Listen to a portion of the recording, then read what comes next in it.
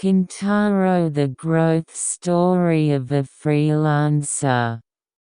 Osama Village, a rural town in the suburbs of Tokyo.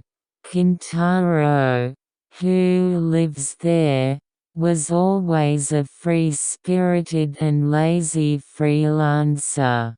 My parents and people around me always told me to find a job, but Kintaro doesn't try to take any positive actions. Kintaro is saved by a bear he encountered deep in the mountains. That bear was actually the general of the bear who was feared by the villagers. Kintaro starts to change little by little after that encounter. Guided by the general of the bear, Kintaro learns the importance of strength and the ability to live while living in nature.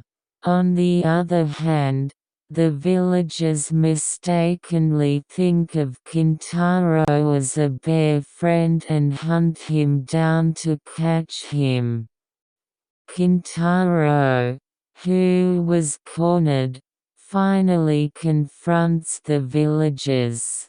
With the help of the bear general, Kintaro broke his own shell and grew into a strong man. In the end, Kintaro becomes a splendid young man in the first place in the village once home and gains the trust of the villagers.